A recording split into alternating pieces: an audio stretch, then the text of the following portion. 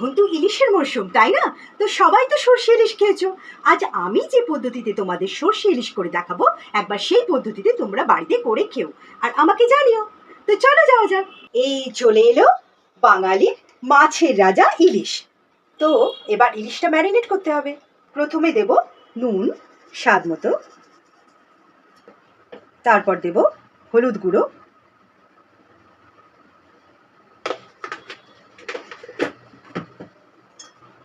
তারপর দেব অল্প একটু সর্ষের তেল। এইবারে সব কিছু দিয়ে ভালো করে মাখিয়ে নেব।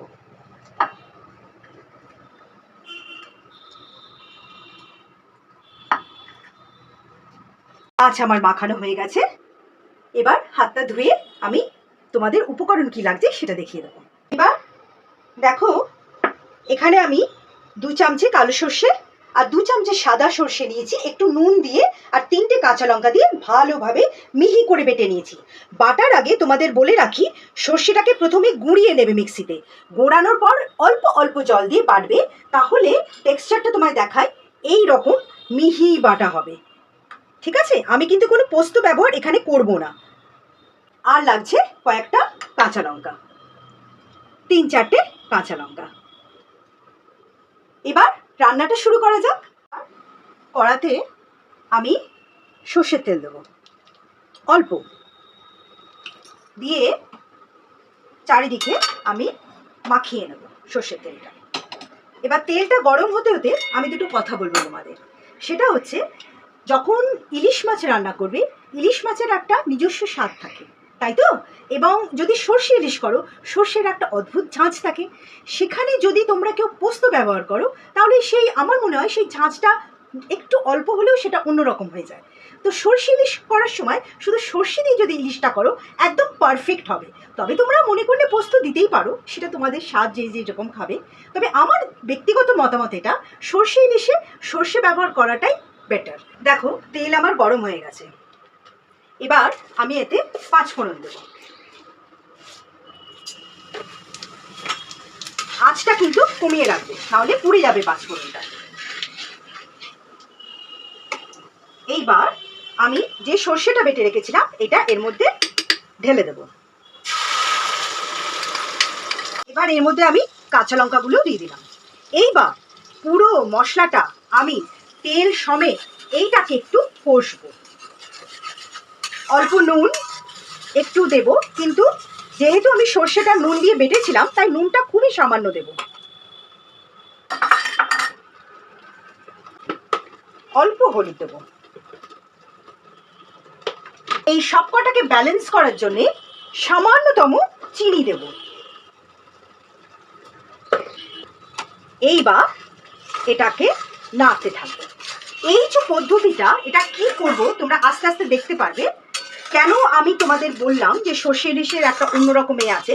এই সর্ষেটা যত যত ঘন হবে, তত এই ঘনর মাঝখান থেকে আমি চারিধার দিয়ে অল্প অল্প করে সর্ষের তেল দিয়ে এই সর্ষেটাকে নাড়তে থাকবো।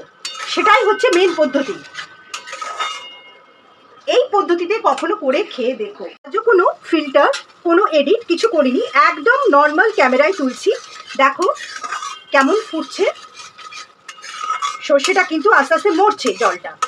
আর এইবারে আমি দেখাচ্ছি তোমাদের কি করছি। সাইড দিয়ে এইভাবে কাঁচা সর্ষে তেল অল্প অল্প দিতে থাকবে, দিয়ে নাড়তে থাকবে। কি অদ্ভুত একটা ঝাঁঝ বেরিয়েছে। একে তো সর্ষের ঝাঁঝ, তার উপর আবার সর্ষের তেলের ঝাঁঝ।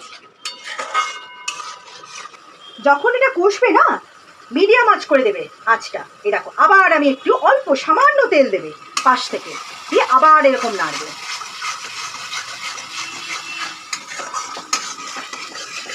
এই পদ্ধতিতে যদি তোমরা করো, তাহলে তো চেটে পুটে ভাত খেয়ে নেবে। জলটা কিন্তু একদম শুকিয়ে গেছে, আর টেক্সচারটা দেখো, কালারটাও চেঞ্জ হচ্ছে। এতে কিন্তু কোনো কাশ্মীরি লঙ্কা কোনো কিছু পড়বে না, তাহলে রংটাই অন্যরকম হয়ে যাবে সর্ষে ইলিশে। আর একটু তেল দেব সামান্য সাইড থেকে, দিয়ে আর একবার নাড়াচাড়া করে আমি এবার পরিমাণ মতো জল দিয়ে দেবো।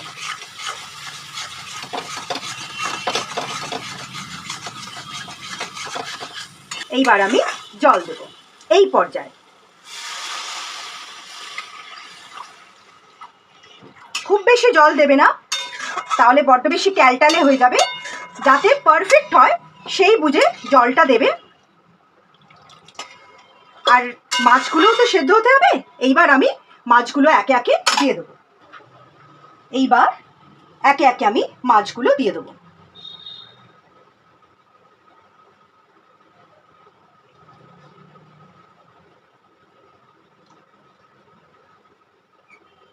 মাছটা কিন্তু ফুটছে। হ্যাঁ, তোমরা অনেকে ভাবতে পারো যে আমি কাঁচা মাছ কেন দিলাম। কাঁচা মাছ এই কারণে দিলাম, অনেকে অবশ্য ভাজা মাছ সর্ষে ইলিশে দাও, কিন্তু কাঁচা মাছটা দেওয়ার এটাই অর্থ যে কাঁচা মাছটাই যখন সর্ষেটা ফুটবে পুরো মাছের ভেতরে সর্ষের রসটা পুরো ঢুকে যাবে। আর যখন ভেঙে ভাত দিয়ে খাবে না, সেই যে জুসি ব্যাপারটা ওই যে মুখে লেগে থাকবে, ওটা কিন্তু অসাধারণ। দেখো যখন মাছটা ফুটছে না, এক পিঠ ফুটে গেছে, আর এক পিঠ আমি আস্তে আস্তে উল্টে দেবো। কেমন? এইভাবে খুব আস্তে আস্তে, কিন্তু খুব নরম হয় তো ইলিশ মাছ, তাই খুব আস্তে আস্তে উল্টে দিতে হবে। এই দেখো,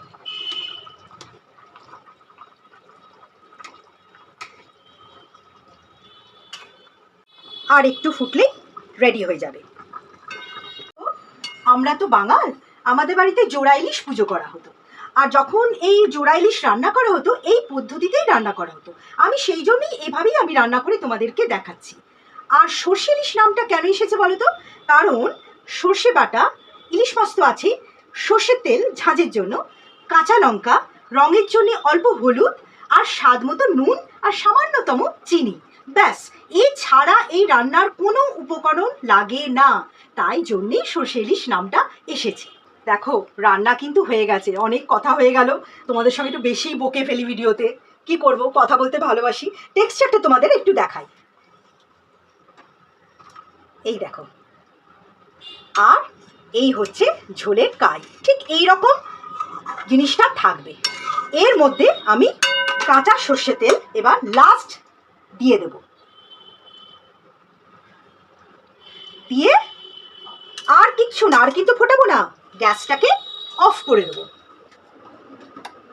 আমার রান্না রেডি, সর্ষে ইলিশ রেডি। একবার দেখে নাও টেক্সচারটা কি সুন্দর, কোনো ফিল্টার, কোনো এডিট নেই, কিচ্ছু নেই। নর্মাল ক্যামেরায় কত সুন্দর এসছে, ওপরে তেলটা ভাসছে, একদম সর্ষের সঙ্গে ইলিশটা মাখামাখি হয়ে গেছে, ভেতরে সর্ষের রসটা পুরো ঢুকে গেছে। ভাত দিয়ে এটা খেতে যে কি অসাধারণ লাগবে, একটা করে কামড় দিলে সেটা বুঝতে পারবে। এবার তো তোমাদের খেয়ে দেখাতে হবে। খুব গরম কিন্তু।